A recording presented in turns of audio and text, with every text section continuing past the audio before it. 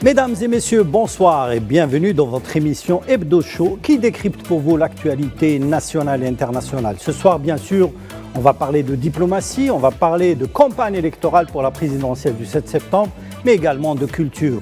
Sans plus tarder, je fais un tour de table pour accueillir nos chroniqueurs. Bien sûr, on commence par vous, Yasmine Sellam. Les dames, on commence par les dames. Toujours aussi belle et ravissante. C'est très gentil, merci beaucoup. Très heureuse de vous retrouver tous. Pour ce troisième numéro. Troisième numéro, exactement. On commence à s'habituer. Et très heureuse de retrouver les téléspectateurs de AL24. Nous avons également le plaisir d'accueillir notre grande pointure. Hein. Tu n'es pas une grosse gueule de AL24, mais une grosse pointure pour AL24, hein, pour ne pas paraphraser sur RMC. Bonsoir mesdames et messieurs, et c'est toujours un plaisir d'être parmi vous. Et bienvenue, la famille de l'Hebdo Show d'AL24 s'agrandit avec aujourd'hui notre cher chroniqueur Fouad Chelgui. Donc voilà, là, ça fait plaisir, on commence à s'agrandir et on commence à prendre nos marques. Donc voilà, bienvenue sur AL24 pour 1h30 à 2h de débat passionnant. Merci Mehdi. Bien sûr, on accueille Sami Qaidi, journaliste d'Al Moudjahid, spécialiste justement des questions internationales. Bienvenue Mehdi. Bonsoir, et c'est aussi un plaisir pour moi d'être parmi vous et de discuter de cette semaine qui a été également très riche. Très riche en relations internationales et surtout en diplomatie. Hein. Exactement. Alors nous avons le plaisir d'accueillir un nouveau arrivant, Fouad Chelgui, documentariste, militant associatif, très intégré dans ce qu'on appelle la sphère politico-médiatique. Bienvenue Fouad. Merci pour l'accueil, merci Algérie 24. Tu as à côté de toi Sami Mehdi. J'ai reconnu Mehdi évidemment. Qui a déjà annoncé la couleur. Merci à vous, très heureux d'être là. On se dit les choses, voilà. On dit ce qu'on pense et on pense ce qu'on dit ici. Voilà, c'est ça la devise de l'Hebdo Show. On dit ce qu'on pense, on pense ce qu'on dit. Tout à fait Mehdi, on commence par la carte diplomatique, jingle et on revient au débat.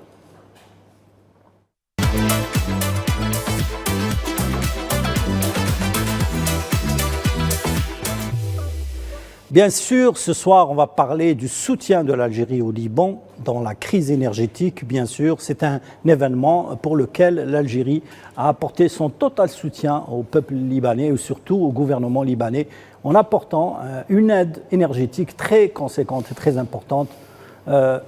Sami, c'est un événement qui a marqué un petit peu aussi bien la sphère internationale que la sphère nationale. Alors, une fois de plus, l'Algérie est le seul pays de la région qui vient en secours à ceux qui sont dans la détresse. Le Liban est un pays dont nous avons des relations historiques avec lui et dont nous partageons énormément des choses. Malheureusement, il a été laissé tout seul, à l'abandon. Oui, et l'Algérie est le seul pays qui a apporté son soutien dès les premiers instants de la crise. Voilà, il faut rappeler. Pas le seul pays de la région, hein. Le seul pays au monde qui a apporté de l'aide. L'Algérie est le seul pays au monde qui a apporté de l'aide immédiatement. Oui, immédiatement. Et il faut dire que si ce n'était l'aide de l'Algérie, le Liban serait actuellement malheureusement dans le noir le plus total. Donc pour revenir sur les faits, l'Algérie a décidé, sous les orientations du président de la République, d'envoyer un navire de la Sonatrach, donc un tanker Ineker, transmettre immédiatement plus de 30 000 tonnes de fuel. C'est la première cargaison. D'autres cargaisons devront aussi également être envoyées. Il faut dire que cette cargaison est attendue au port de Beyrouth d'ici lundi, selon les propos du ministre libanais de l'énergie, qui n'est autre que Walid Fayad. Avant de poursuivre le débat, on écoute justement le sonore du commandant de bord du navire algérien, monsieur Takfa Tayeb, le commandant de bord du navire Enekel. C'est un voyage de solidarité avec le Liban. Suite aux inscriptions du Président, M. Abdelmajid Tebboune, et bien sûr à travers la Sonatrach pour exécuter ces instructions. Donc on est très honorés pour participer à effectuer ce voyage. Inch'Allah, on va l'effectuer en toute sécurité et bien sûr honorer notre pays. Alors, pour le bateau il transporte du fioul, donc on va transporter 30 000 tonnes de fioul. L'opération est terminée. Le nom du navire qui a été choisi, donc c'est un navire qui appartient à IPROC, et qui est filiale de Sonatrach, donc propriétaire c'est Sonatrach, qui a été construit en Corée du Sud. Le nom est symbolique, c'est un nom qui symbolise un peu le site des essais nucléaires des Oasis entre 61, des essais nucléaires au temps du colonialiste. C'est un honneur de porter son nom et bien sûr, quand le navire va sillonner les mers, il va toucher les ports européens, les ports même au Liban, etc. Ils vont se demander quelle est la signification, on va expliquer que c'est un site historique, qu'est-ce qui s'est passé réellement, les essais nucléaires qui ont eu sur ce site, etc. Et bien sûr, tous les dégâts qui ont engendré suite à ces essais nucléaires, etc. Donc, Inch'Allah, on va prendre comme la mer, Inch'Allah. Le voyage va durer 6 jours, Inch'Allah, si toutes les conditions météo là. Et bien sûr, je répète que le voyage va être effectué, Inch'Allah. Voilà, c'était la réaction du commandant de bord du navire Hennekel. C'est toute une symbolique. Hein. Le navire porte le nom d'une région qui a vécu 16 essais nucléaires durant la colonisation, durant la guerre d'Algérie et la colonisation française. Écoutez, rien n'est fait au hasard. Personne ne peut battre l'Algérie sur le domaine de la solidarité entre les peuples. Aucun pays au monde ne peut se targuer d'avoir la rapidité de décision et d'exécution qu'a le président Abdelmajid Tebboune et son gouvernement. Il a été décidé quelques heures après avoir connu et appris l'histoire justement du manque de kérosène, de fioul pour justement l'électricité sur le pays du Liban. Il a été décidé d'envoyer le premier tanker immédiatement. Personne ne l'a fait dans le monde, pas que dans la région, dans le monde. D'accord ? Ça, c'est la première des choses. L'Algérie est, de par son histoire, toujours aux côtés des peuples dans la difficulté et sera toujours présente à l'avenir pour les peuples qui sont oppressés et qui sont toujours démunis. C'est une devise de l'Algérie. L'Algérie est grande, l'Algérie est respectée dans le monde grâce à justement ces actions-là. Et le président reste digne, reste toujours dans la lignée de ce que représente notre pays à travers le Moyen-Orient, le Proche-Orient et également l'Afrique. On ne cessera pas d'être l'Algérie. On continuera à agrandir l'Algérie et c'est grâce à ces décisions-là, à ces prises de position-là, que l'Algérie restera le plus grand pays du bassin méditerranéen et on continuera à l'être. Samy, vous voulez rajouter quelque chose ? Bien sûr. Alors, actuellement, le Liban traverse une des périodes les plus difficiles de son histoire. Et l'Algérie est venue combler cette problématique gravissime. Donc, les plus hautes autorités de l'État ont décidé d'envoyer un tanker de la Sonatrach, plus grande entreprise d'Afrique, pour venir donc en aide aux Libanais. Et moi, je suis régulièrement en contact avec des consoeurs et confrères libanais qui m'expliquent qu'actuellement dans les rues du Liban, le remerciement et la joie de la population libanaise est exceptionnelle. Est exceptionnelle. Il y a même des drapeaux algériens qui sont brandis aussi à Beyrouth, à Tripoli, un peu plus au nord du Liban.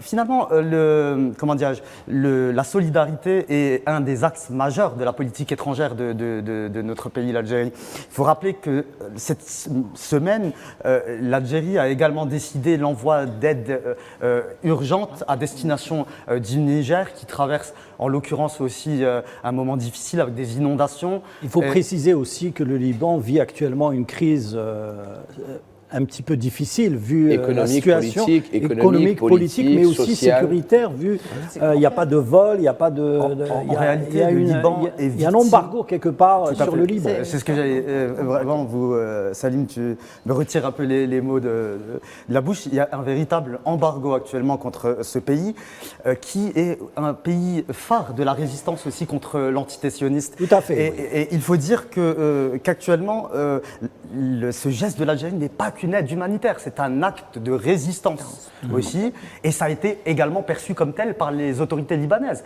que ça soit au niveau du Premier ministre libanais, donc Naguib Mikati, ou du ministre de l'énergie Walid Fayed, comme on a pu le citer. Ils sont conscients de ce geste un peu héroïque de notre pays. Fouad Chergui, votre avis justement sur cette situation, mais également sur cette solidarité avec le peuple libanais, mais aussi le gouvernement libanais qui vit depuis plusieurs mois, plusieurs années, je crois 3 ou 4 ans, une véritable crise politique et d'instabilité économique. À la fois crise politique, mais aussi on peut parler des frappes régulières sur le Liban. Sur le sud Liban. On en parle très peu, mais le Liban est également aussi en guerre depuis un certain nombre d'années, et les frappes se sont accentuées depuis au point où on a coupé la communication, la circulation aérienne, aucun vol sur le Liban. Liban. On en parle moins, mais effectivement, le génocide à Gaza, la situation génocidaire au Proche-Orient, il y a un élargissement du conflit, à la fois sur la Cisjordanie, mais aussi sur la partie du sud du Liban. C'est plus une agression sur le Liban. C'est pas une guerre, c'est une agression parce que le Liban se fait agresser. La résolution 1701 des Nations Unies est bafouée par l'État et par l'antisétioniste, par l'État sioniste, par rapport justement à cette résolution. Il faut faire attention à une chose, c'est que le Liban a toujours été un pays frère et ami de l'Algérie. Et le président Abdelmajid Tebboune et son gouvernement ne laissent jamais tomber leurs amis. Jamais tomber leurs amis. Donc, que l'Algérie soit le premier pays qui ait fait acte de solidarité envers le Liban, ça ne m'étonne pas. Moi, ce qui m'étonne, moi j'ai mis le pied dans le plat, envers le Dochon, on se dit tout. Comme d'habitude. Voilà, comme d'habitude. C'est le silence de certains pays qui se disent, c'est de la fabulation, mais qui se disent des grands pays d'Afrique ou du Proche ou du Moyen-Orient, où on entend un silence assourdissant par rapport à la difficulté du peuple libanais. Une complicité aussi. Je ne pense pas que ça soit une complicité. Moi, je vais aller encore plus loin. C'est une peur. Ils ont peur. L'Algérie n'a jamais eu peur de qui que ce soit. Et elle n'aura jamais peur de qui que ce soit.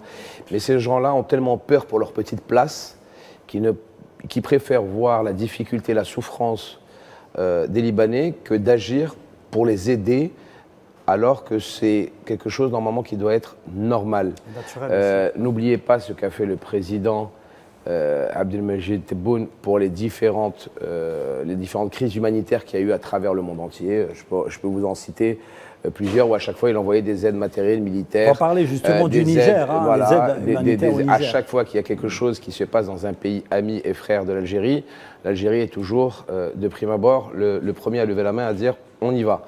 Donc, à un moment, il faut savoir se poser les bonnes questions. Que l'Algérie le fasse, je vais vous dire la vérité, je ne suis pas étonné. Je connais la valeur de mon pays et la valeur de mon président.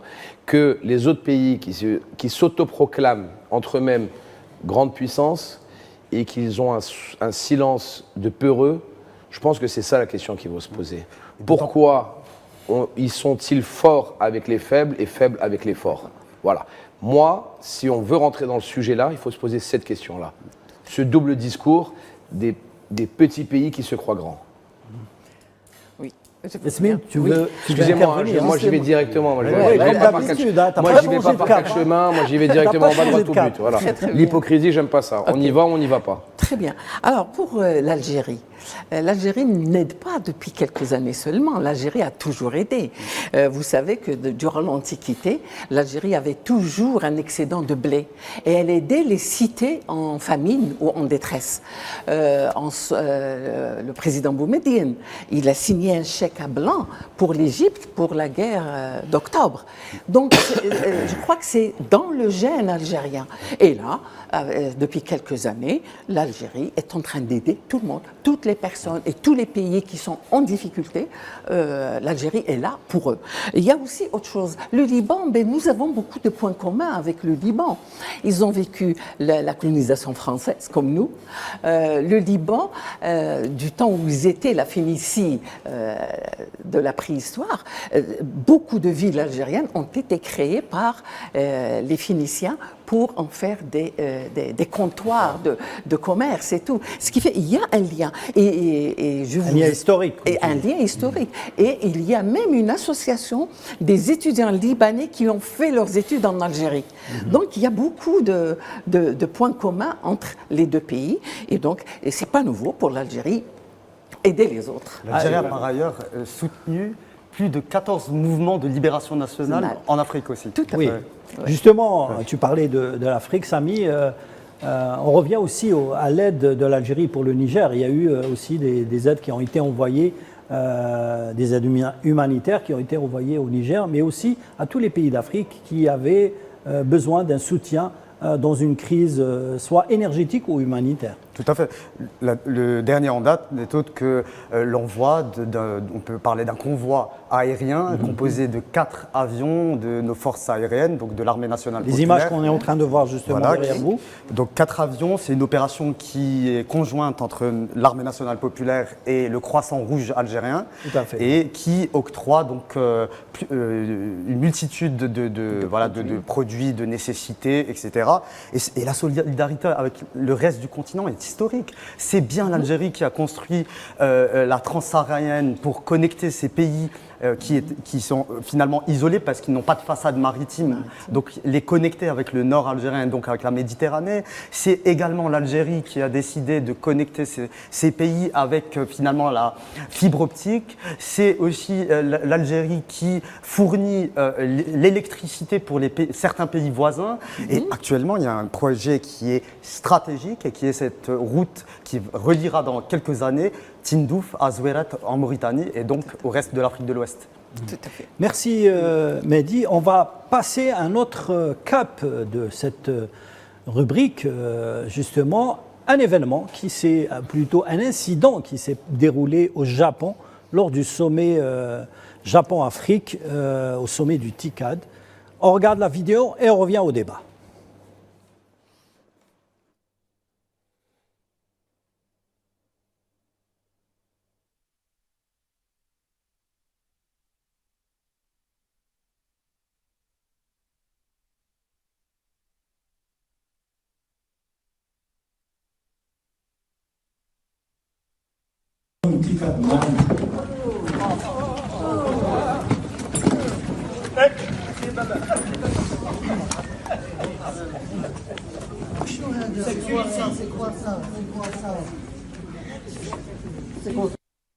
Alors, ces images ont fait le tour du monde. Ils ont fait vraiment le tour des réseaux sociaux aussi. Surtout les réseaux sociaux. Je rappelle que cette image que vous venez de voir a été filmée par un confrère, Younes Sabar Sherif, qui était présent justement au Japon. Et c'est lui qui a immortalisé ces images pour les diffuser sur les réseaux sociaux. Il y avait plusieurs angles, mais le meilleur angle, c'était celui qui a été filmé par Younes Sabar Sherif et qui ont fait le tour des réseaux sociaux. Voilà, vous en parlez.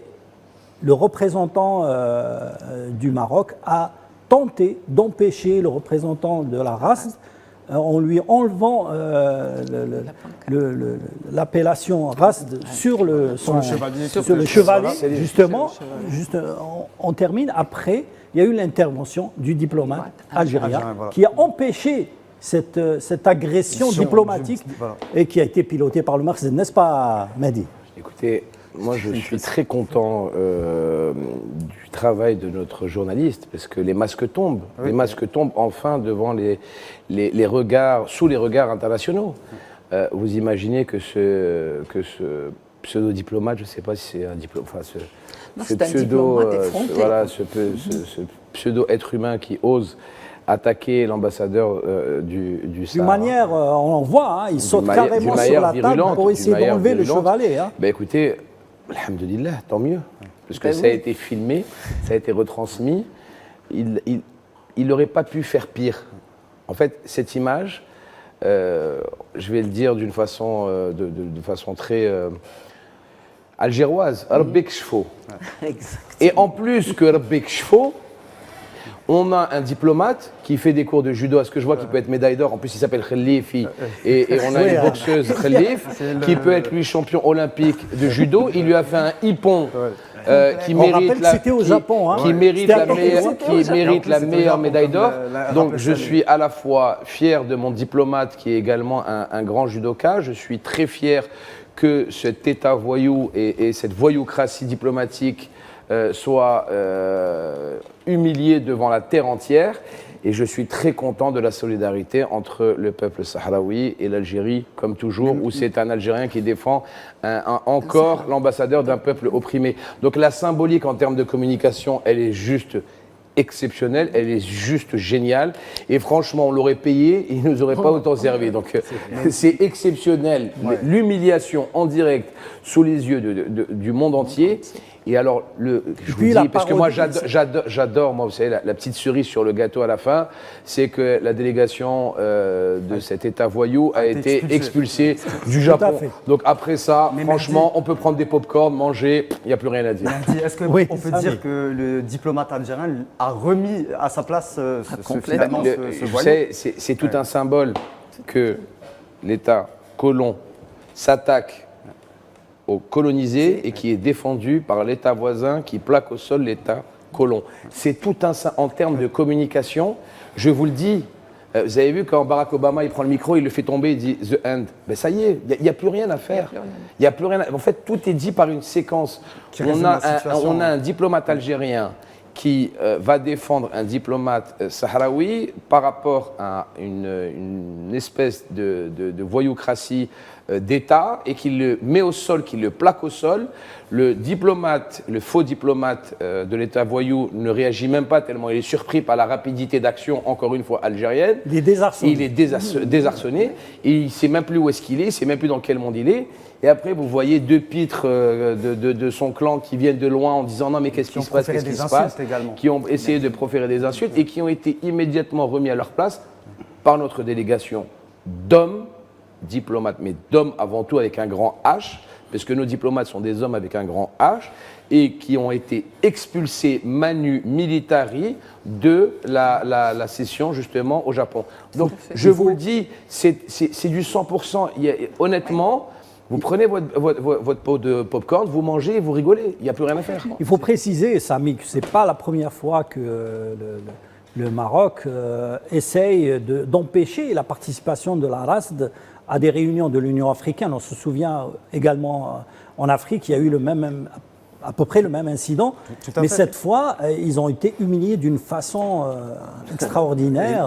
Et puis, les réseaux sociaux en ont fait toute une parodie sur le Japon, qui est le roi du judo, sur le geste du diplomate algérien, mais également sur la façon de défendre du diplomate algérien. C'est qu'il a réagi d'une manière de légitime défense par rapport à l'attaque du diplomate marocain. Symboliquement, ça démontre que l'Algérie veille toujours au grain et que l'Algérie défend corps et âme le droit, la justice et les causes justes. Il faut dire que le Maroc, pour répondre à ta question Salim, est connu. Donc ce régime voyou et dictatorial marocain est connu pour sa politique de délinquance et de corruption. On l'a vu très récemment, notamment en Afrique, mais également en Europe, où de nombreux hommes politiques occidentaux et particulièrement européens ont été corrompus via notamment la création de l'Union le Marocco Gate et, somme toute,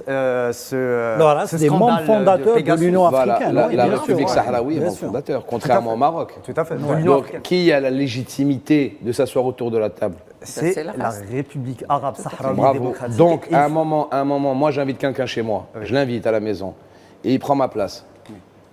Je me sens en quelque sorte menacé. Il y a un événement. C'est un membre fondateur. Mehdi, il y a un événement qu'il faut rappeler. Parce que c'est pour compléter un peu ton propos qui est extrêmement pertinent. C'est que dans les années 80, ce régime donc voyou marocain a décidé de claquer la porte de l'ancêtre de l'Union africaine, qui n'est autre que l'Organisation de l'Unité africaine, donc l'OUA, en proférant même des propos racistes contre les Africains, en parlant que ce concert africain n'était du bruit, enfin comment dirais-je, ils avaient utilisé quand même le terme de bruit de tam-tam, etc. Donc il y a un relent raciste et méprisant. D'ailleurs, c'est la déclaration de Hassan II. Voilà. Il a déclaré que c'était la conférence des tam-tam. Voilà. Donc il y a un mépris, mais vraiment impressionnant. Raciste, et raciste aussi, parce que le relent raciste est vraiment tout à fait. est derrière. Oui. Mais aussi, pour terminer ce petit paragraphe, c'est que aujourd'hui, ce régime-là est apparu au grand jour. Tout le monde voit qu'en réalité, le Maroc n'a jamais cessé d'être ce qu'il a toujours été, c'est-à-dire le cheval de Troie de l'impérialisme occidental et du sionisme.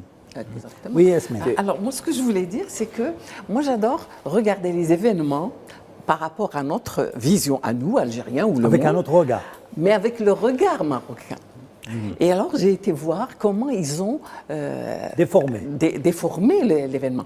C'est plutôt l'Algérie qui a été expulsée et la race qui ont été. Et c'est l'Algérien qui s'est attaqué au Marocain. Et ça, Alors que c'est l'image, elle est claire. l'image, elle est claire. Et ça, c'est ce qu'on on offre au peuple marocain, qui lui est complètement out. Il n'est pas là.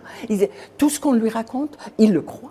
Et il pense que, franchement, cette diplomatie voyou, c'est une diplomatie voyou. De délinquants. De délinquants, exactement. Je pense qu'on Et fait là, un on jour, transforme. je pense qu'on fait un jour la diplomatie en qualifiant cet État d'avoir un appareil diplomatique. Je pense que, je vais être très sincère avec vous, Madame Salem, ce qui me paraît à la fois abject et ce qui me paraît à la fois sale, c'est de comparer ces gens-là à de la diplomatie. La diplomatie, c'est pas ça. Pour moi, j'appellerais ça de la voyoucratie. Complètement. C'est un État voyou à travers ces réseaux de drogue ou qui n'arrêtent pas de s'agrandir et de se développer. La preuve, c'est qu'il y a quelques jours, il y a même eu une remise de peine. Une grâce de 4800 de 4800 trafiquants de drogue. Non, encore pire que des trafiquants de drogue. Des De cultivateurs. producteurs de drogue. Des cultivateurs Ça veut dire de drogue. que tu fais une grâce, pas aux gens qui la vendent, mais tu ceux fais qui une la grâce à ceux qui la produisent. produisent. Qui la produisent, Je ne ouais. sais pas si on s'en rend compte, alors que le Maroc est sous perfusion, c'est le roi sous Mohamed VI, perfusion, hein. Ouais. sous perfusion constante de l'Union européenne d'argent pour combattre le fléau de la drogue. Donc ils prennent de l'argent de l'Union européenne en achetant des scanners, des bateaux de reconnaissance, des choses comme ça pour contrer les réseaux de drogue. Et tu as une grâce Pour ceux qui la produisent. pseudo-royale Ceux qui la cultivent. pseudo-royale qui te dit on va gracier 4500 producteurs de cette drogue-là. Excusez-moi, si quelqu'un y comprend quelque chose, ramenez-le-moi, parce que moi je voudrais qu'il m'explique c'est quoi la vie. Il y a quelque chose qui est juste, on est dans un délire complet. Donc quand on parle de ces gens-là comme des diplomates, pas du tout, la violence est l'arme des faibles. Quand il a agressé cette personne, quand ce voyou a agressé l'ambassadeur De la race. de la race, il a montré sa faiblesse. Il a montré son bagage de voyou. Donc, Que ça. je vous le signale, la diplomatie, c'est quoi? Un diplomate, c'est quoi? C'est une personne qui représente son État à l'étranger. C'est ça un véritable diplomate. être diplomate, Il faut se dire c'est les savoir choses. dire les Non, mais choses. que ça soit un consul, un ambassadeur, peu importe le diplomate, c'est une personne qui est à l'étranger mais qui représente son pays. Donc, ils ont représenté leur pseudo-pays en usant de la violence, une personne plus jeune vers un ambassadeur de la race qui est beaucoup plus âgé. Enfin, il y a tous les ingrédients pour montrer la déliquescence de cet État. Mais il faut surtout parler de l'action du Makhzen, parce que tout ça est piloté par le Makhzen. Fouad Chergui, je vous voyais vouloir intervenir pour parler de ce fait diplomatique, si on peut. Le roi n'aime pas la concurrence, c'est connu, c'est vieux comme le monde au Maroc. Et aujourd'hui, cette grâce des narcotrafiquants, c'est ni plus ni moins des nouvelles filiales qui se construisent pour l'exportation de la... Vous savez ce qu'ils ont écrit, les médias marocains? Vous savez ce qu'ils ont écrit? Ils ont dit comme quoi il y a une autorité qui a été créée par le ministère de la Justice marocaine pour justement régulariser la culture du cannabis par rapport à certains pays d'Europe. Mais oui, et Ce qui est, c'est complètement je crois que ubuesque. beaucoup de gens ne s'en cachent plus. Ouais. Je crois que beaucoup de gens, il faut se voir l'évidence. Plus personne se cache de ça au Maroc. Dans certains pays européens également, on sait d'où arrive le cannabis sur le marché européen. Ils se sont même alliés au cartel narcotrafiquant d'Amérique latine. La grâce de ces narcotrafiquants, c'est des personnes qui sont expérimentées et qui connaissent les filières sur le bout des doigts. Avant de poursuivre avec toi, oui. Sami Qaïdi, le débat, on écoute justement la réaction du ministre des Affaires étrangères sahraoui, M. Sidati, pour parler justement de l'incident qui s'est déroulé à Tokyo. Il y a une condamnation unanime et une désapprobation de ce genre d'actes violents, actes de voyous, actes inadmissibles. Et là, je crois que ça ajoute à l'isolement du Royaume du Maroc, qui n'a d'autre recours que la violence et contre le peuple sahraoui, contre les aspirations du peuple sahraoui, qui a recours aux moyens pour essayer de dissuader, pour essayer de terroriser. Cette fois-ci, pas seulement le peuple sahraoui, sinon y compris des membres de la communauté internationale. Et il a subi un revers politique et diplomatique très grand. Et bien sûr, ce fut un échec, un revers total pour le Maroc. La République sahraoui a reçu la consécration et a fait l'objet de sympathie et de solidarité de la plupart de ceux qui prennent part à cet événement. Voilà, c'était la réaction du ministre des Affaires étrangères sahraoui, Mohamed Sidati, interviewé par notre journaliste Khaireddine Battash en exclusivité pour Al24 News. Oui, Sami, vous voulez rajouter quelque chose justement concernant cette affaire, mais également sur les actions du Makhzen pour essayer de corrompre dans un tous les petit sens peu, du terme. corrompre un petit peu certaines institutions pour bloquer la présence de la race à l'Union africaine. Tout à fait. Donc juste avant de revenir sur ce point-là, ce que mon cher ami Fouad vient de citer est extrêmement intéressant, c'est que aujourd'hui la presse espagnole en parle de plus en plus et qualifie ce régime marocain de narco-État. D'ailleurs, il faut savoir que le trafic de cannabis et de drogue dure est présent. Il faut préciser que le Maroc est le premier producteur au monde de cannabis. Premier producteur mondial, tout à fait. Ouais. Et dans le calcul du produit intérieur brut, donc du PIB marocain, la production de cannabis et d'autres drogues sont partie prenante et partie intégrante. Alors, pour revenir sur ce dossier de la race, il faut rappeler que la République arabe sahraoui démocratique est en train d'enregistrer cette semaine des avancées et des victoires diplomatiques notoires. D'ailleurs, il y a quelques jours, la Namibie a convoqué l'ambassadeur français pour lui rappeler sa désapprobation d'une reconnaissance d'une prétendue souveraineté sur le Sahara occidental occupé et dénoncer cette violation inadmissible du droit international et des résolutions onusiennes. Il faut dire aussi que très récemment, un reportage sur la télévision belge, sur RTBF, a été diffusé et parle des pratiques donc, de ces irresponsables.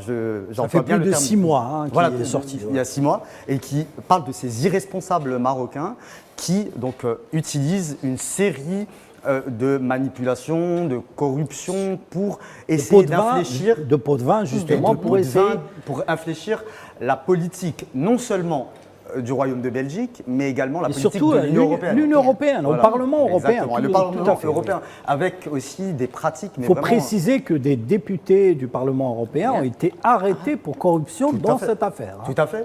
Et ce qu'on appelle le Maroc Gate. Voilà, le fameux scandale du Maroc Gate. Un autre scandale parmi tant d'autres de ce régime, je veux dire, tyrannique et assez barbare. Finalement, c'est un régime qui apparaît comme étant hors du temps et qui utilise des pratiques, mais vraiment moyenâgeuses, il faut le dire, il ne faut pas avoir peur du terme. Et ce qui est scandaleux, c'est qu'ils utilisent aussi les mœurs pour menacer des dirigeants européens, pour aussi, finalement, les tenir avec des dossiers et les forcer à... Voilà, adopter des positions inadmissibles, du chantage. Écoutez, on a un lien direct entre cet État voyou et tout ce qui est désinformation 2.0. D'accord ? C'est un pays qui se nourrit avec des mouches sionistes de la désinformation continue à travers les réseaux sociaux, à travers Internet, à travers les unités de presse. Il faut savoir qu'ils ont évidemment percé avec des moyens subversifs des grandes chaînes de télévision, d'accord. On sait qui, l'affaire Rachid Mbarki, on va en reparler sur BFM TV. Sur BFM, on va en parler, où il a été payé, où il a reconnu en garde à vue avoir été payé par le régime chérifien pour dire des absurdités sur l'antenne en direct, et qui faisait même le rôle de rédacteur en chef pour pouvoir dire des choses sur le régime chérifien. Enfin, le Marocco Gate. Hein, je veux dire non chérifien. Non chérifien, voilà.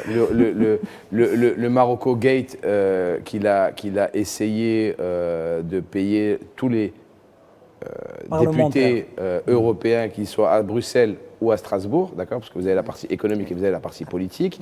Et maintenant, regardez ce qui se passe avec l'Égypte, où d'une déclaration de notre présidente de la République sur une entrée, ouvrez les frontières, amis égyptiens, pour que nous puissions... On va en parler dans la deuxième partie. Pour que nous puissions installer des hôpitaux en 24 heures. Ils ont coupé la partie de notre président de la République pour dire, regardez, voilà ce qu'il veut faire, il veut rentrer en Égypte et faire la guerre avec l'Égypte.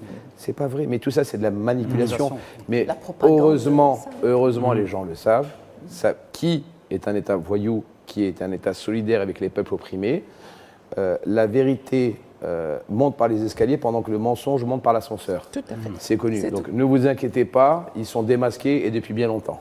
Mehdi, vous avez avancé justement le débat du moment, puisqu'on allait parler de la désinformation, service de plan de déstabilisation. Nous allons parler aujourd'hui des moyens qui sont mis pour tenter de déstabiliser la campagne électorale pour l'élection présidentielle du 7 septembre. Jingle et on revient au débat.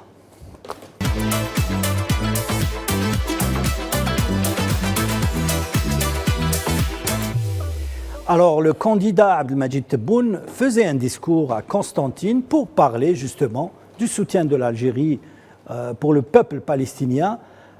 Ses propos ont été déformés par des médias de l'entité sioniste, mais également des médias du Merzan. On regarde le passage complet et on revient au débat. ما نتخلاوش على فلسطين بصفة عامة وعلى غزة بصفة خاصة. الجيش راه جاهز، مجرد ما يحلوا لنا الحدود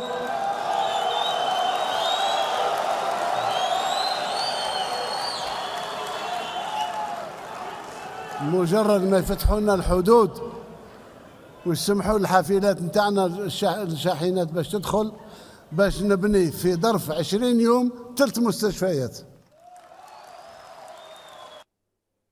Voilà, c'était les propos du candidat Abdelmadjid Tebboune lors de sa sortie électorale à Constantine. Bien sûr, ces propos ont été déformés. Il y a une coupure du sonore de l'intervention. Ils ont été cutés. Ils ont coupé pour justement montrer... Pour envoyer dans une mauvaise direction les propos de notre président de la République, qui a dit quelque chose de simple.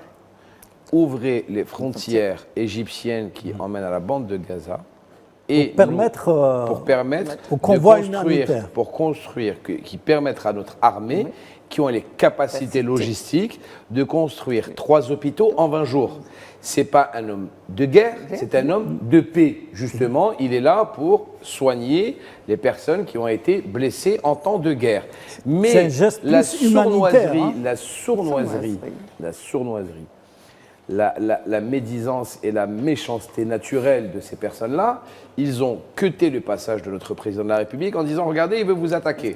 D'accord ? Sauf que l'Algérie est connue pour être un pays de paix, est un pays qui ne s'occupe pas des affaires généralement des autres sur un terme d'armée, mais qui est toujours là pour aider les peuples opprimés. » Et voilà, on ne va pas refaire la présentation de certains de ces lobbyistes acharnés contre notre beau pays et notre valeureux président. Donc je vous le dis en toute honnêteté, ce qu'ils ont fait, c'est juste immonde.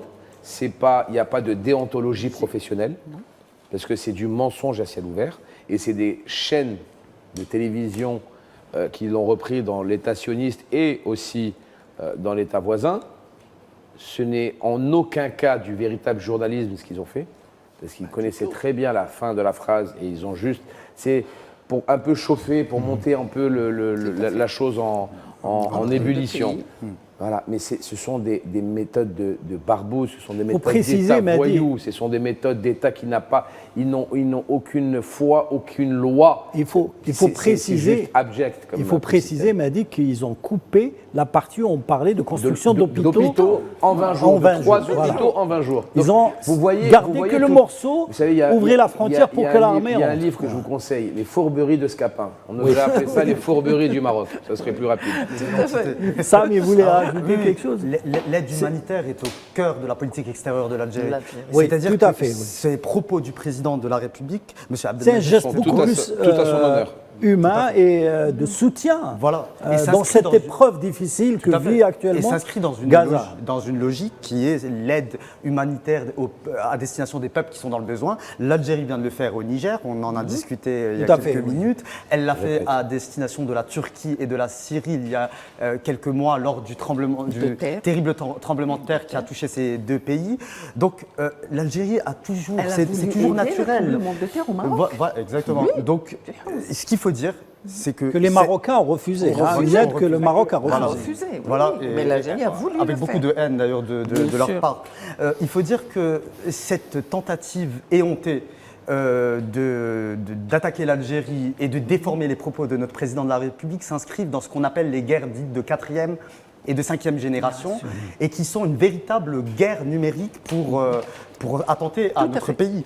Et en réalité, ce qui est important, c'est qu'il y a un autre fait marquant, c'est que l'entité sioniste et le Maroc ont tenté de saboter les liens historiques et fraternels qui nous lient à la République arabe d'Égypte. Des liens qui sont très forts de tout temps. Voilà, et j'ai envie de dire que nenni parce que c'est une tentative vaine qui ne réussira jamais parce que les liens sont historiques. De créer des tensions entre l'Égypte et l'Algérie. Lorsque l'Algérie a été lâchement attaquée par le Maroc, c'est l'Égypte qui est venue en aide à une Algérie qui vient d'être indépendante. Je vous le dis, les liens... Et l'Algérie qui est venue en aide aussi aux Égyptiens. Des Égyptiens. Exactement.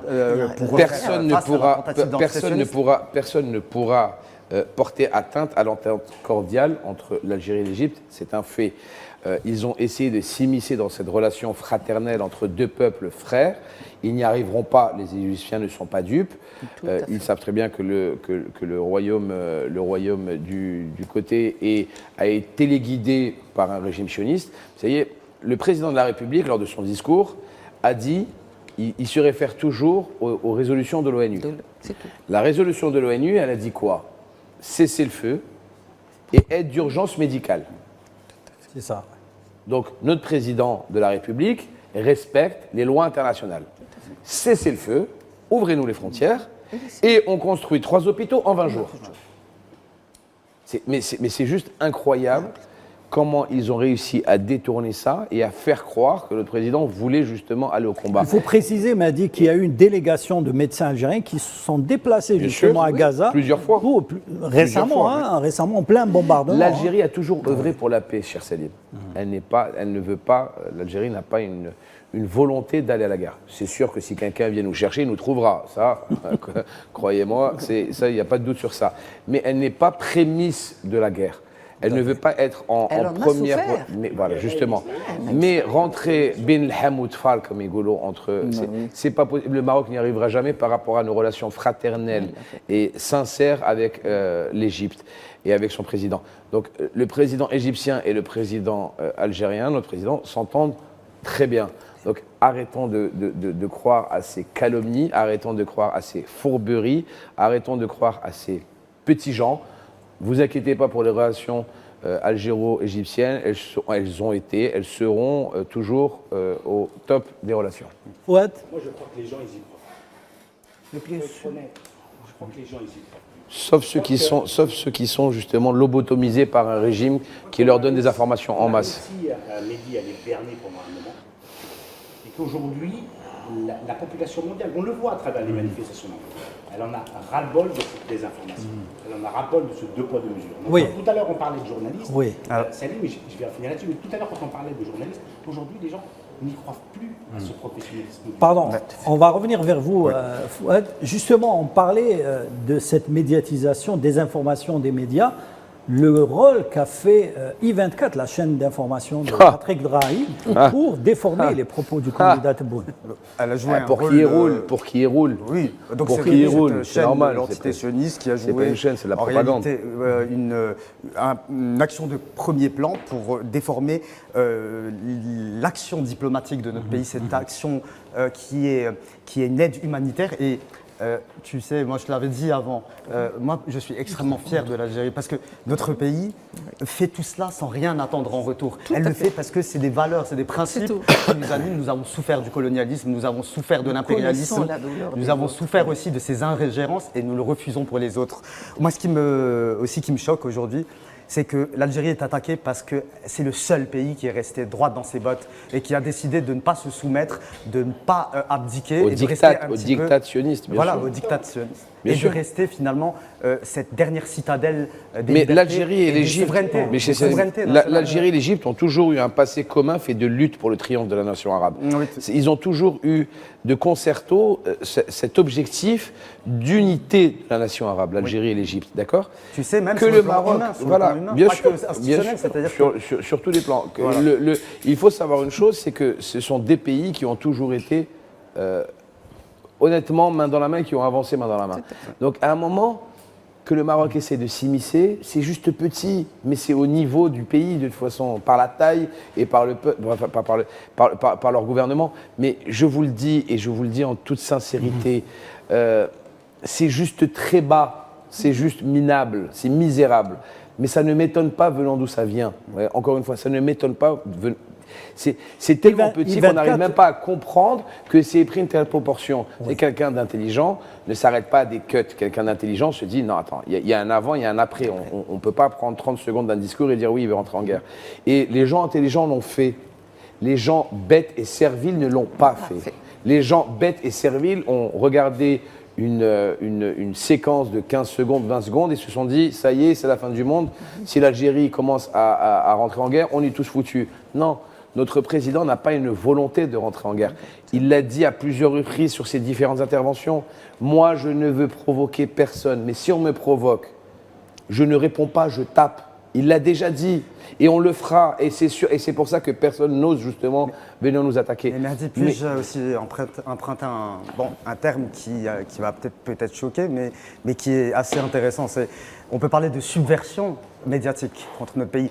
Et ça ne date pas de ces dernières semaines. Il y a beaucoup de médias, malheureusement, où la carte de presse n'est qu'un... Bien sûr. Je sais Ils pas. sont au service de leur maître, il faut le dire. C'est pas une carte... Je vais le dire et je vais rentrer encore une fois. Bon, je vais me faire encore des ennemis sur les réseaux sociaux, mais j'ai l'habitude de toute façon. Certains, une carte de presse, pour eux, c'est une carte de crédit. Tout à fait. Tout à fait. Voilà. Et je vais le dire, et honnêtement, et je suis quelqu'un qui pèse mes mots. Pour une certaine catégorie de journalistes, leur carte de presse leur équivaut à avoir de l'argent. Ils vendent leurs mots, ils vendent leurs paroles, ils vendent leurs écrits. Et ces gens-là, ils sont au service de ces gens-là, ceux qui payent. moi je vous le dis, l'histoire les jugera. L'histoire les jugera, parce qu'ils ont vendu leur âme pour quelques euros, quelques dollars. Ben, tu sais, et ces gens-là devront rendre des comptes un jour. Si ce n'est pas ici, c'est dans l'au-delà. Mais ils rendront des comptes. Et des fois, c'est très rapide parce que si on se rappelle un peu l'affaire d'Imen Khelif, on a pu voir que de nombreux journalistes ont été démentis et quelques jours après, ils se sont ridiculisés sur les réseaux sociaux. Tout à fait. On les retrouve dans les réseaux c'est pas sociaux. fini. Vous avez des journalistes très sérieux qui ont été éjectés des plateaux de télé et qu'on retrouve dans les réseaux sociaux et qui témoignent très clairement. Ils ont pris position. Moi, je vais vous le dire, Rachid Mbarki était le présentateur de 22h à 1h du matin en direct sur le groupe BFM TV qui était à l'époque détenu par Patrick Drahi, qui est le propriétaire de I24. Et ce monsieur-là recevait des enveloppes de l'État voisin, l'État voyou, pour justement dire et embellir la situation au Maroc. Vous vous rappelez tous, et moi je vais le dire, moi je mets les pieds dans le plat. Collaborer aussi avec une agence israélienne. Bien sûr, et moi je vais le dire, et je vais mettre les pieds dans le plat. Vous vous rappelez tous du tremblement de terre qui a été une catastrophe au Maroc, et tout mon soutien au peuple marocain justement pour ça, parce que ça a été une très dure épreuve. Et ben les gens 3, 4, 5 mois après, n'avait toujours pas eu de secours dans les parties un peu plus reculées. Et tu voyais BFM à l'époque, sous la période Drahi, qui faisait des focus que sur Marrakech, sur un mur qui a été tombé, alors que la moitié du Maroc était dans les décombres. Oui, donc à un moment, le parti pris, sous quel angle tu prends justement l'information, c'est juste irresponsable. Ces gens-là devront rendre des comptes, parce que le véritable peuple marocain a été meurtri par ce tremblement de terre et n'ont pas été secourus. Ils vivaient dans des tentes 4 mois, 5 mois, 6 mois après le tremblement de terre. Jusqu'à présent. Alors, Et le peuple marocain qui est pour la cause, qui défend la cause palestinienne, il faut aussi en dire en mots, ils sont totalement muselés. Moi, je leur tire mon chapeau dans un pays qui désinforme, dans un pays qui ne leur donnera jamais la parole. Et les agressions, elles sont nombreuses envers les manifestants, les gens qui manifestent leur soutien au peuple palestinien. Et ces Marocains-là, ils ont notre respect. Pour moi, ils ont mon respect total. Vous savez qu'il faudrait que cet État s'occupe de son peuple avant de s'occuper des peuples des autres. Moi, c'est le seul conseil que je peux donner à cet État, et je le donne en toute fraternité, avec énormément de compassion. Je leur conseille déjà de s'occuper de leurs maux, de leurs problèmes, de leur population, avant de s'occuper de la population au Proche-Orient, au Moyen-Orient, ou de la population du Sahara occidental. Donc voilà, Moi, je veux bien donner la parole à Mme Selem, qui n'a pas eu placé un mot dans ce débat. Je sais qu'elle a des choses à dire. Je parle beaucoup, je suis désolé. Oui, vous parlez beaucoup, on le dit, il faut le dire. Mais ce n'est pas grave, de toute façon, il dit de bonnes choses. C'est vrai que les gens, la population du Houz, elle continue à souffrir jusqu'à présent. Et moi, je ne sais pas, tout ce qui arrive à partir du Maroc, il me fait douter maintenant du métier de journaliste. Je suis désolée, il est journaliste et tout. Moi, je ne suis pas. Voilà, donc je doute maintenant qui croire, qui ne pas croire, qui dit la vérité, qui ne la dit pas. Mais aujourd'hui, les réseaux sociaux jouent un rôle primordial pour dénoncer les méfaits, la désinformation. Mais ils sont orientés pour le Maroc, pour l'incident qui a eu lieu. Il faut voir comment ça a été. Comment ça a été traité. C'est normal, parce que le Makhzen gère les réseaux sociaux. Ils ne savent pas ce qui se passe dans le monde. Ils sont complètement dans une bulle, pas d'informations. Ils ne savent pas ce qui se passe. Et donc... Il y a un autre élément aussi qu'il faut souligner et le rappeler aussi à nos téléspectateurs, c'est que plus de 50% de la population marocaine est analphabète. Oui. Et donc c'est des véritables laissés pour compte de ce régime-là. Vous avez parlé avant de ces manifestations. En fait, c'est une partie de la population qui rejette cette alliance coloniale avec l'entité sioniste et cette alliance de l'infamie, mais il faut rappeler également qu'une autre partie de la population marocaine la soutient aussi. Et c'est ce qui est le plus choquant et ce qui est également aussi le plus inadmissible. Merci Samy, on fait une courte pause et on revient au débat.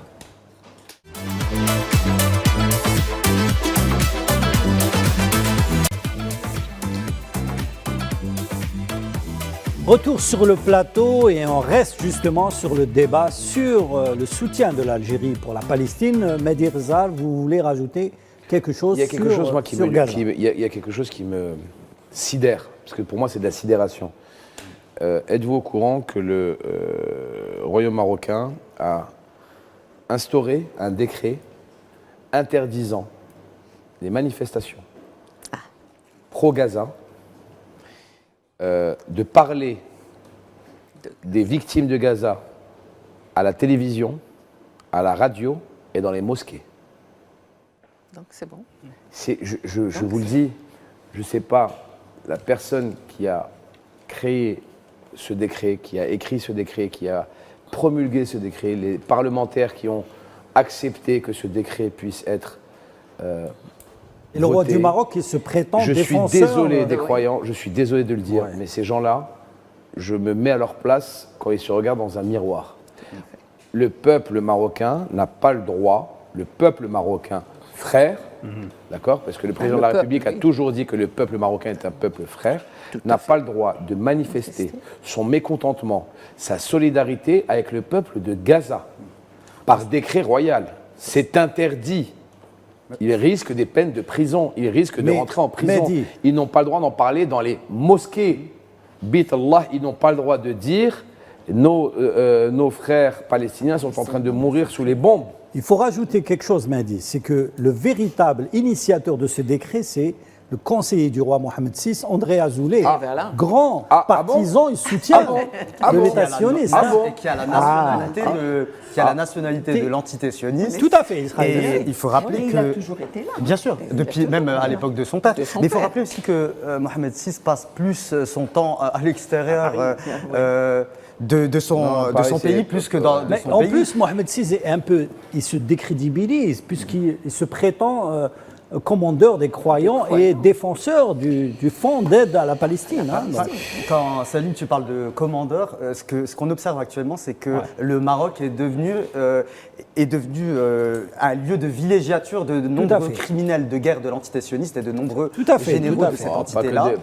pas que des criminels de guerre, de grands vendeurs de drogue, de Tout à fait. dealers, De l'entité sioniste. de personnes qui s'occupent de la prostitution, De- du vol d'enfants, de la pédophilie, Et l'ancien du chef d'état-major kidnapping de cette d'enfants. entité. Enfin, la liste est très très longue. hein. Vous savez, si vous rentrez sur des sites qui parlent de la criminalité diverse au Maroc, vous avez l'impression d'être chez Narcos, quoi. Vous savez, Narcos, les séries Netflix. Il y a de tout. Vous voulez voler un enfant, il y en a. Vous voulez violer un enfant, il y en a. Vous voulez acheter de la drogue, il y en a. Vous voulez de la prostitution, il y en a. Vous voulez des casinos, il y en a. Enfin, excusez-moi, c'est tout Une sauf un vie pays. effilochée C'est complètement. tout sauf un pays musulman. Il faut se dire les choses. Donc, à un moment, les bases de la société ont complètement été spoliées par une partie étrangère à la population, parce que, encore une fois, je le dis sur ce plateau, le peuple, il y a une partie du peuple qui n'a strictement rien à voir avec ça, mais le problème, c'est que la gouvernance est complètement mise sous tutelle de l'étranger. Donc, à un moment, vous savez, on compare des fois le Maroc à la Thaïlande de l'Afrique. La Thaïlande de l'Afrique. Et je peux vous dire que la Thaïlande, Il se passe des quand on choses. parle de la Thaïlande, généralement, on ne parle pas des paysages, si on voit ce que je veux dire. C'est de l'avis Donc, de nombreux excusez-moi, experts voilà, internationaux et de il faut nombreux savoir médias. se dire les choses. Mais c'est Donc, de l'avis de nombreux médias Mais aussi. c'est le juste dire. horrible. Il y a des gamins qui sont kidnappés ou ils ne sont même pas signalés à la police comme quoi ils ont été kidnappés. Enfin, vous imaginez le degré de déliquescence de la société actuellement là-bas. Tout à fait. Et tout s'achète. Tout s'achète. Alors, pour poursuivre ce débat sur la politique et l'élection présidentielle, il y a eu un discours ou une interview du président du Conseil de la Nation, M. Salah Goudjil, et qui a parlé justement de la nécessité, il a appelé les Algériens à rester solidaires pour empêcher les tentatives de déstabilisation. On écoute M. Salah Goudjil et on revient au débat. لما نقول نوفمبر يعود Quand je dis que novembre revient et que l'Algérie nouvelle vit le jour de la lumière, ceci est une réalité palpable que nous vivons. C'est vrai que novembre 54 avait pour objectif le recouvrement de la souveraineté nationale et de l'indépendance nationale.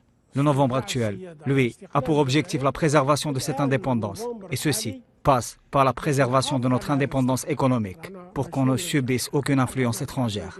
Aujourd'hui, les résultats économiques de l'Algérie vont dans ce sens. Nous n'avons pas de dette extérieure et personne ne peut nous dicter sa volonté. Les institutions financières internationales, FMI et Banque mondiale, reconnaissent que l'économie algérienne se porte bien, qu'elle est forte. Ceci va soutenir et consolider fortement notre indépendance politique. Aujourd'hui, nous sommes en pleine campagne électorale pour le scrutin présidentiel. Et l'aspect le plus important à retenir dans tout ça, c'est que le peuple participe massivement et avec une force inédite à ces élections, à l'intérieur du pays comme à l'étranger. Cette mobilisation constituera un message puissant destiné aux ennemis extérieurs de l'Algérie. Ceci sera la contribution du peuple algérien qui va donner la vraie définition du slogan de notre révolution par le peuple et pour le peuple, comme il illustrera la vraie définition de la démocratie en Algérie. Aujourd'hui, quand nous lisons notre constitution, celle-ci consacre notre modèle démocratique. Elle diffère des autres constitutions, que ce soit sur le plan des responsabilités, sur celui des institutions ou encore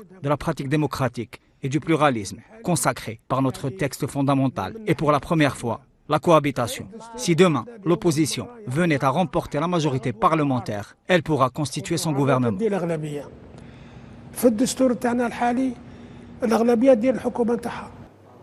Voilà, c'était le discours, un extrait de l'interview qu'a réalisé le NTV pour le président du Sénat, Salah Goudjil, à l'occasion du 20 août 55-56. Donc, c'était un message clair du deuxième personnage de l'État pour justement appeler le peuple algérien à travailler pour la réussite de ces élections présidentielles, mais également appelé à empêcher les tentatives de déstabilisation du pays. Ouais. Donc Salah Goudjil est président du Conseil de la Nation, donc deuxième homme personnage de l'État. Voilà, les personnages de l'État. Ses propos étaient extrêmement forts parce qu'il rappelle que l'Algérie est avant tout une république démocratique et populaire et que finalement l'essence même de notre nation repose sur le peuple et sur sa volonté exclusive. Et aujourd'hui, nous vivons une période on peut dire de mutation profonde sur la scène internationale, une période de tous les dangers.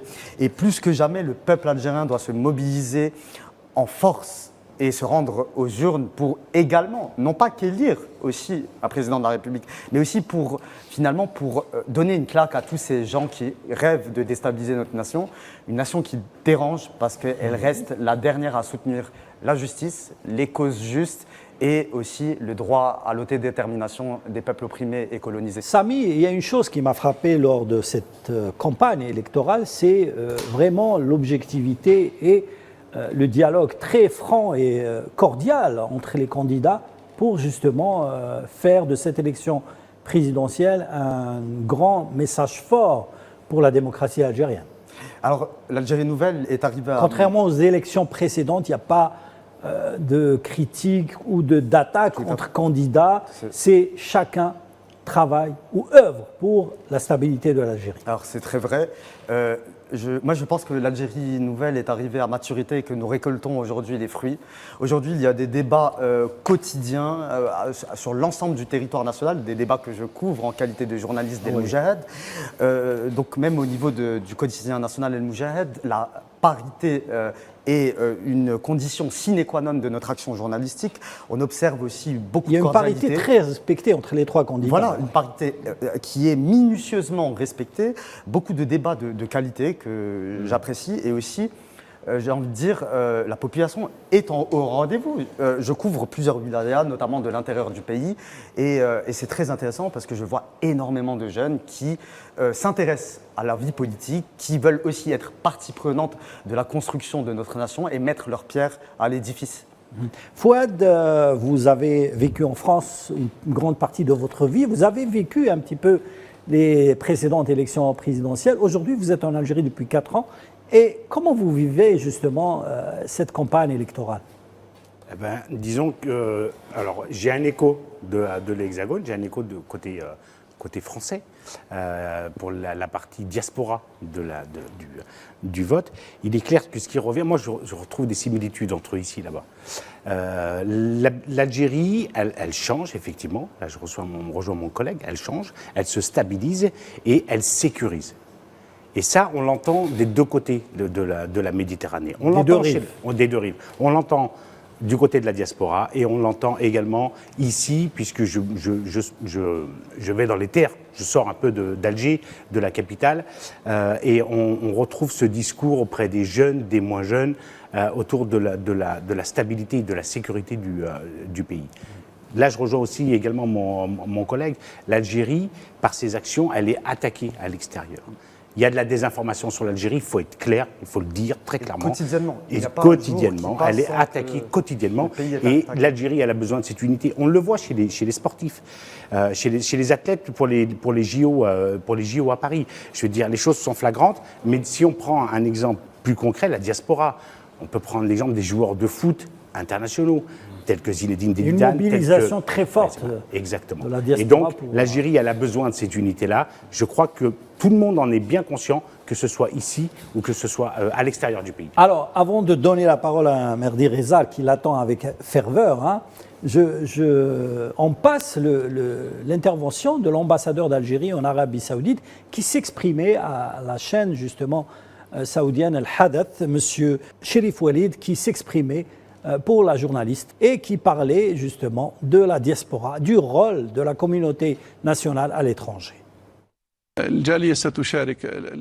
L'État algérien fait partie des rares États qui permet la participation de la diaspora aux scrutins électoraux, législatifs et présidentiels. Cette année, il s'agira d'un corps électoral au nombre de 865 000 électeurs et électrices établis à l'étranger qui vont participer à cette élection présidentielle. L'État algérien ne fait pas de différence entre les citoyens établis à l'intérieur du pays et ceux résidant à l'étranger. Tous ont les mêmes droits. Maintenant, si nous parlons des préparatifs, ceux-ci se font sous la supervision et le contrôle de l'autorité nationale indépendante des élections. En tant qu'administration, nous mettons à la disposition de l'année toutes les ressources matérielles et humaines afin de permettre des conditions optimales permettant une large participation et la réussite du scrutin.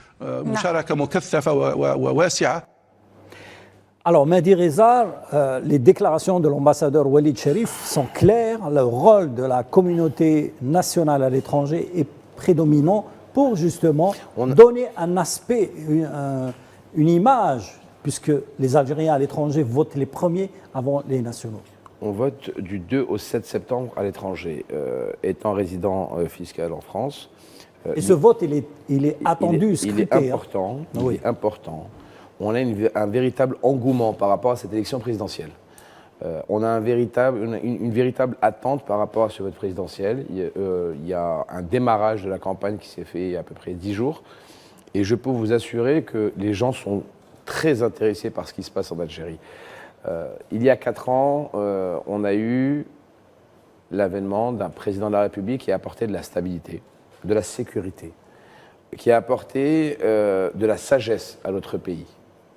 Cette sagesse, elle s'est transformée justement en cette ambition d'une Algérie nouvelle où nous arrivons, personnes de la diaspora, à se projeter vivre en Algérie, à se projeter investir en Algérie, à se projeter pas finir nos vieux jours, parce qu'à l'époque c'était le syndrome de tu finis ta retraite au bled. Non, c'est fini.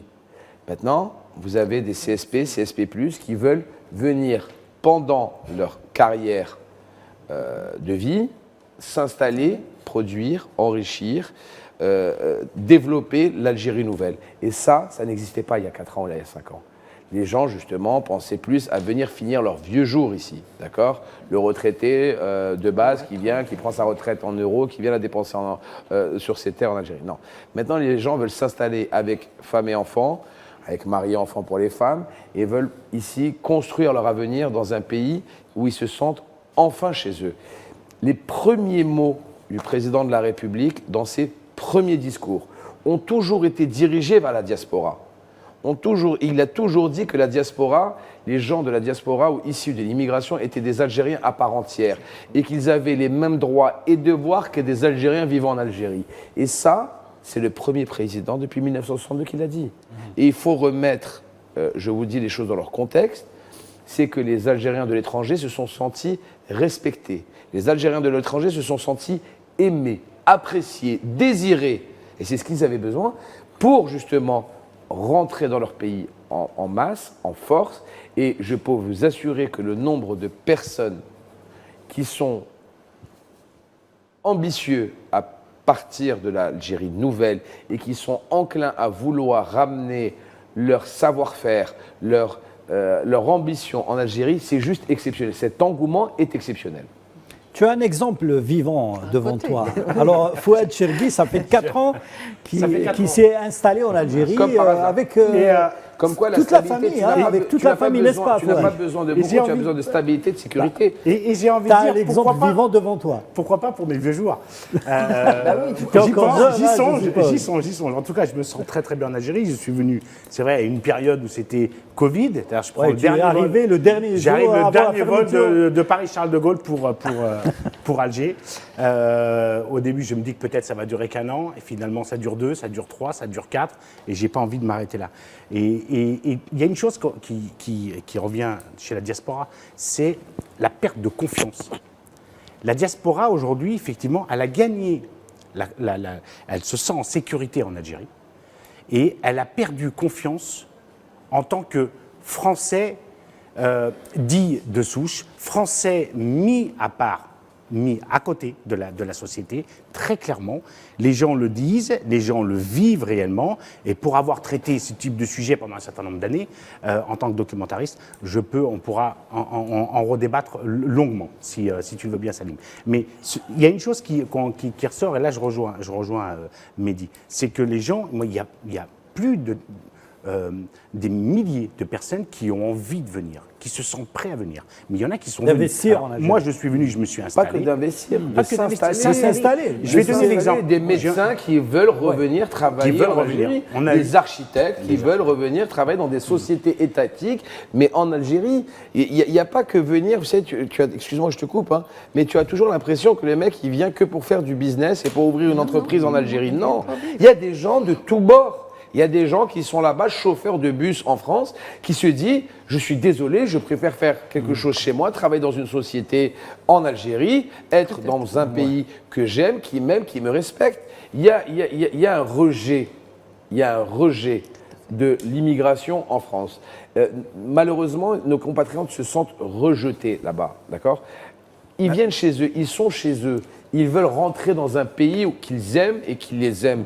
Quand tu as un président de la République qui tape la table en te disant « Ces Algériens-là sont des Algériens à part entière. Ils ont le droit et les devoirs de tout Algérien. Ils ont le droit d'acheter des appartements avec des locations-ventes comme un Algérien résident en Algérie. Ils ont le droit d'avoir accès au crédit immobilier pour leur résidence principale. À LPP, LSP, ils ont le droit ils ont le droit à la retraite. Ils ont le droit de faire des financements bancaires en Algérie pour leur résidence principale ou leur résidence secondaire. Quand tu as un président qui te donne cette volonté-là de rapatriement de sa diaspora, qui te dit arrêtez de vouloir faire évoluer les autres, venez faire évoluer votre pays. Eh bien, je suis désolé, tu es motivé, tu as une volonté politique pour rentrer chez toi. Et c'est ça qu'on avait besoin. Et c'est le premier président. Il ne faut pas avoir peur de se dire les choses. Depuis 1962, c'est le premier président de la République qui a pris à bras le corps le sujet de la diaspora à l'étranger. Le seul et le premier. Donc il faut le dire. Oui, tu peux reprendre la parole. Il faut le dire, mais il ne faut pas oublier aussi ceux qui sont partis, qui sont nés en Algérie. Oui. J'ai envie de parler d'une personne que j'ai interviewée, mais qui ne s'appelle pas Mehdi, mais c'est le féminin de Mehdi, c'est Mehdia. Donc, une jeune Algéroise, née en Algérie. Et quand elle était petite, elle voit ces bateaux partir et elle ne sait pas trop où vont ces bateaux, qui viennent et qui vont du port d'Alger. Quelques années plus tard, à l'âge de 6 ans, elle va quitter l'Algérie pendant un certain nombre d'années. Et un jour elle est passionnée de rallye dans le désert, un jour elle fait un rallye dans le désert tunisien. Et là, elle tombe sur un Tunisien qui lui dit, mais alors elle s'éclate bien sûr, parce qu'elle adore ça, c'est sa passion. C'est pas le rallye des gazelles par là ? Si, c'est le rallye des gazelles, exact. Des gazelles. Et du coup, elle tombe sur un Tunisien qui lui dit, mais tu verras, le jour où tu découvriras le désert algérien, tu vas tomber sous le charme. Et là, elle part, je termine là-dessus. Elle part, Mehdia, elle a passé toute une grande partie de sa vie en Europe. Elle part sur Janet, elle s'installe à Janet, elle fait des rallyes à Janet. Aujourd'hui, elle a réellement posé ses bagages là-bas. Moi, je vous invite à visiter sa page. C'est une passionnée, une vraie warrior, c'est une DZ. Voilà. Ben, justement, on va rester dans la diaspora et la présence des Algériens en France notamment avec cette partie culturelle, chant ciné-culture. Et on revient justement pour en parler.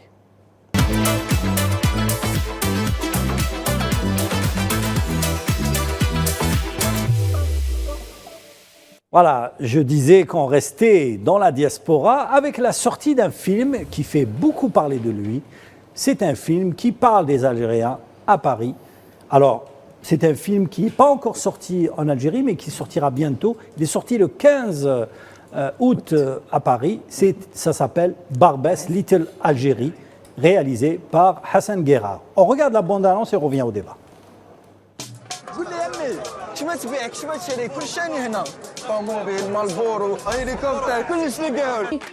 prends quoi, algérien? Tu connais du monde ici?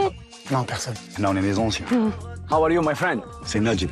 T'as besoin d'une carte d'identité, un permis de conduire. Il sait tout faire. C'est une multinationale. Can't you told you tomorrow? Because tomorrow never dies. Najib Préfecture. Bienvenue à Barbès Ouel Aziz. Ça va? Mon neveu vient d'arriver de Schleff. C'est bien que tu sois avec lui. C'est important, la famille. La famille, c'est compliqué. On a des nouveaux bénévoles aujourd'hui, alors on y va. Des musulmans à l'église. J'ai jamais vu ça. De toute façon, ça reste la maison de Dieu. T'es clair. Wesh, hein? Bon Ramadan. Revenez nous voir, hein? C'est bon. T'es trop nia. T'es trop hanine pour ces gens-là.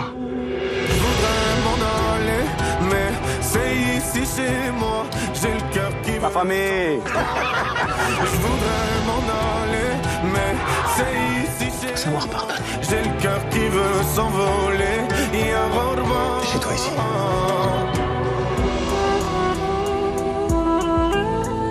Merci Fatima. Comment Fatima? Elle, c'est Fatima et son mari, c'est Mohamed. In Barbès. Voilà, c'était la bande-annonce de Barbès, Little Algérie, bien sûr en référence à Little Italy aux États-Unis, à New York plus précisément. Ce film, réalisé par Hassan Gara, décrit un petit peu l'arrivée d'un Algérien à Barbès. Bien sûr, vous connaissez tous Barbès, hein, surtout Mehdi et Fouad. Ce film décrit réellement un petit peu avec une pléiade de stars algériennes, bien sûr Fianso, nous avons vu Adila Ben Dimrad, Khaled Ben Aissa, mais également d'autres stars connues du cinéma algérien, mais aussi franco-algérien. Quand je vais à Barbès, vraiment, c'est pas une blague. Je vais à Barbès très généralement pendant Ramadan. Je salue s'il nous écoute. Je trouve pas de place pour manger. Non, mais في رمضان نشري القلب اللوز عند عمي بشير, le restaurant Le Behja, qui devient un vendeur de gâteaux et de قلب اللوز exceptionnel pendant Ramadan. On sent la saveur de... Moi qui suis quelqu'un qui suis très attaché à mon pays et qui voyage énormément dans mon pays, quand je suis bloqué là-bas pour raisons professionnelles, je peux vous dire que Barbès est une bouffée d'oxygène. Et ça, je vous le dis du fond du cœur d'un Algérien qui vit à l'étranger. Quand je vais à Barbès et que j'ai besoin, je vous dis des conneries, mais Serdine Beddersa, la façon t'es à la Casbah, je vais Galanteta, il y a l'un des meilleurs sandwichs de Galanteta là-bas, Belherissa, avec le verre de Gezouz en plastique sur le côté, tu sais, c'est des petits symboles où t'as pas envie de boire dans un verre dans un verre en verre. T'as envie de boire dans un verre en plastique. Pizza carré qui était coulé à Barbès, qui est tout hache. Moi qui suis en costume cravate toute la journée à Paris, et des fois je me tape des restos voilà, et que j'ai envie de me taper une pizza carrée, j'ai envie de manger une pizza carrée, et ben sur le chemin, on écoute pizza carrée, et jusqu'à que des gens ils me disent mais je leur dis je veux manger une pizza carrée, mais il est 3h de l'après-midi des fois, mais c'est comme ça. Quel moment? Et c'est vraiment la pierre angulaire de l'algérianité à Paris. Il n'y a pas un Parisien qui ne va pas au moins, un Algérien vivant à Paris qui ne va pas au moins une fois par 3 mois, 4 mois à Barbès pour faire ses courses. C'est Alger. Qu'est-ce qui a changé à Barbès les dernières années? Écoute, ils ont beaucoup investi dans l'immobilier. Il y a eu beaucoup de ce qu'on appelle les bobos parisiens qui ont racheté énormément de biens immobiliers là-bas. Donc le coût de la vie a beaucoup augmenté. Les coûts des loyers ont beaucoup augmenté aussi pour les différents commerces algériens, puisqu'on était à un moment, on va dire en quelque sorte, maître des lieux sur place sur le domaine du commerce, hein, bien sûr. Ça a un peu snobisé la chose. Barbès, c'est plus Barbès il y a 20 ans, c'est sûr. C'est devenu un peu plus upgrade, c'est monté en gamme. Il y a surtout la fermeture de Tati. Mais la fermeture de Tati qui symbolisait un peu Barbès. Qui a attiré tous les Maghrébins. Voilà, qui a un peu symbolisé l'ancien Barbès. Mais honnêtement, vous allez dans des restaurants, dans des icônes de Barbès, ils sont toujours là-bas. Mohamed Al-Garanteta, il est toujours là-bas. Ami Bachet, Al-Behja qui te fait Sedine Beddersa, qui te fait Ta'am, Al-Jema'a qui te fait les qalbellouz ou les gâteaux traditionnels pendant Ramadan. Tu as Nejib, c'est le Ma'alik, la pizza carrée. Il y a une séquence finale de la bande-annonce où on voit 2 Chinois qui se font appeler Mohamed et Fatima parce qu'ils se sont intégrés réellement dans Barbès qui est Wallahi 3 fois. Tu vas تقول لهم ما عنديش دراهم راني باغي اقسم بالله يعطيوا لك. Mais c'est ça. Paris, il te manque 3 centimes sur un caddie de 400 €. Il dit monsieur, dépose un article. Wallahi la ilaha illa Allah. Là, tu vas à la caisse, tu fais un caddie de 400 €. Tu leur dis monsieur, il me manque 20 centimes. Il te dit rendez un article. C'est vrai ou c'est pas vrai? Barbès, قول له خويا راني جيعان ما عنديش. يقول لك خويا كل واش حبيت وبرباح وبصحتك وما تشبعش زيد. Oui, c'est en Algérie. La classe à l'algérienne. Ouais, c'est en Algérie. Moi, j'ai connu ça en Algérie. Oui. C'est en Algérie où tu vas dans un restaurant, c'est en Algérie où tu vas dans un café, tu prends un café. C'est en Algérie où quand tu prends un taxi. C'est l'hospitalité, en fait. Algérienne. La générosité algérienne, elle est... Tu lui dis, ما عنديش. كلش. بصحتك كل. مش مشكل. مش مشكل. Soyez c'est quand même, il y a des mecs qui te donnent, mais il y a des choses moi qui me rendent fou. Il y a des mecs, يعطيوا لك زرابات الصلاة في برباس, ils te disent لا في سبيل الله صلي بها عندي دعوة الخير. Là, c'est un truc de fou, hein, mais c'est un truc de fou. Après t'as des... honnêtement, hein, t'as une population là-bas qui est généralement assez jeune, qui est primo-arrivant, qui font les choses des fois pas comme il le faut, mais les grands de Barbès, qu'ils appellent les grands de Barbès, qui ont les commerces, qui ont Agda, ils savent les tenir et leur faire tenir raison, on va dire. Oui, Yasmine, je voulais t'écouter justement à Barbès. Tu faisais des courses là-bas pour la cuisine? Non, moi... Parce qu'il y a beaucoup, à l'époque, on partait là-bas avec ma grand-mère et ma mère pour acheter par exemple l'ose et pour faire des gâteaux, tout ça. Moi, je ne suis jamais restée loin d'Algérie plus de 20 jours. Quelle chance, quelle chance. Moi, c'est exceptionnel. Mais ce que vous racontez là, c'est vrai, cette générosité, les gens pensent, moi j'ai discuté avec beaucoup d'étrangers qui me disent « Oh oui, mais ils sont généreux parce que c'est par nostalgie. » de l'Algérie quand ils voient un Algérien. J'ai déjà pleuré à Barbès. Hein. Non. Madame Salem, j'ai déjà pleuré à Barbès. Oui, mais quand j'étais étudiant et je n'écoute shorba fi Barbès, Petit drari, j'avais 20 ans. J'ai pleuré à Barbès parce que n'écoute shorba. C'est pas que par nostalgie, c'est parce que l'Algérien, il a emmené avec lui cette qualité qui est chez tous les Algériens d'Algérie, et quand ils vont ailleurs, ils la gardent. C'est pas toujours par nostalgie, c'est parce que l'Algérien est de nature hospitalier. Les grandes mosquées pendant la période du Ramadan. Vous visitez les mosquées, il y a des dames qui font la shorba du cœur, c'est ça la shorba du cœur. Mais quand vous allez sur les files d'attente, vous n'avez pas que des gens qui jeûnent. Et vous avez plein d'Européens. Que ce soit à Paris, que ce soit à Marseille, que ce soit à Lyon, vous avez plein d'Européens. Allez poser la question au recteur de la mosquée de Paris ou au recteur de la mosquée de Lyon. Il ne se pose pas la question de savoir s'il a jeûné ou pas. Malaba. Il veut manger, il mange. Et j'ai vu ça exactement aussi à Montréal. Il y a des Algériens qui font des repas, gratuitement à des étudiants, mais quand j'ai vu la chaîne, mais il y avait un monde fou, mais pas que des Algériens et pas que des musulmans. Tout à fait. Les gens viennent manger et l'Algérien est là pour offrir, ils offrent. Pour nous, je crois que ça fait partie de nos gènes d'être généreux comme ça et donc on l'a emmené avec nous en France. On ne l'a pas appris là-bas. On l'a emmené avec nous. Ça m'a donné faim, Madame Salem. Ah bon?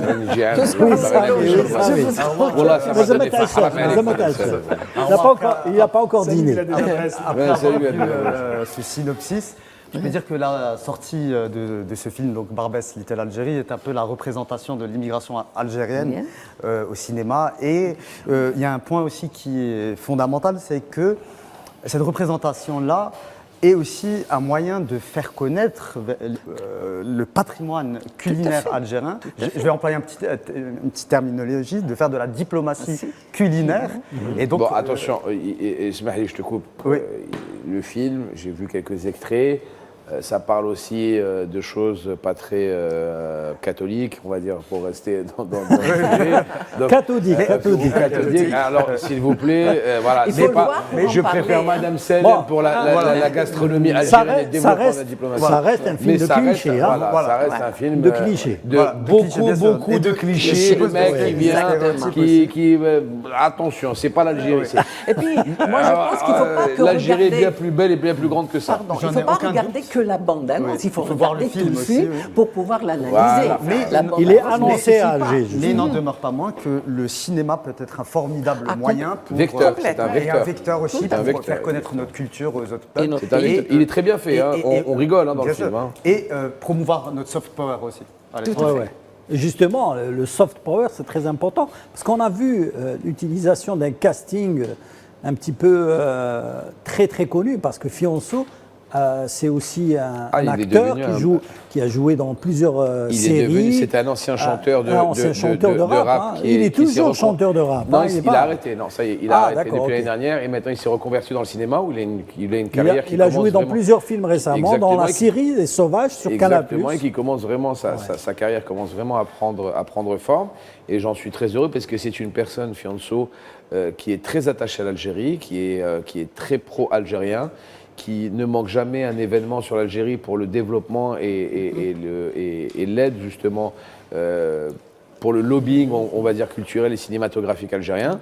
Donc je lui souhaite énormément de courage et une bonne chance parce qu'il le mérite. C'est quelqu'un qui a du cœur, qui aide énormément la communauté à l'étranger, qui est un ambassadeur de la communauté algérienne à Paris en l'occurrence, et c'est quelqu'un de très bien et il mérite tout le succès qu'il a. Vraiment, sincèrement, il mérite tout le succès qu'il a. Voilà. Est-ce que vous connaissez le réalisateur Hassan Guerra? Personnellement, non. Alors, juste pour préciser, Hassan Guerra est l'un des plus importants attachés de presse du cinéma français. C'est également le fils de Mohamed Boudia, qui a été assassiné par le Mossad à Paris. D'accord. Donc c'est un réalisateur, c'est sa première fiction, enfin un long métrage, et il a décidé de signer un film où il montre un petit peu l'Algérie dans sa profondeur. Il a démarré de Barbès. Bravo à lui. Bah, écoutez, félicitations à lui. Et puis, on l'attend. Voilà, on l'attend. Bon courage, on le supportera et on le soutiendra. Et le fils de Boudia, c'est pas n'importe qui. Exactement. Oui, vous voulez dire l'Algérie. Oui, le fils de Boudia, c'est pas n'importe qui pour l'Algérie. Et donc, c'est quand même. Ils s'en vantent pas. Ils s'en vantent pas. C'est-à-dire qu'il a toujours été humble. Et voilà, il n'expose pas ça. Mais pour nous, c'est quand même un fait important. Exactement. Voilà. Cette émission est à présent terminée. Je tiens à vous remercier, Yasmine Selam, Sami Qaidi, Fouad Chergui et surtout Mehdi Ghazal qui a, comme d'habitude, pris trop de temps de parole. La prochaine fois, je mets un scotch.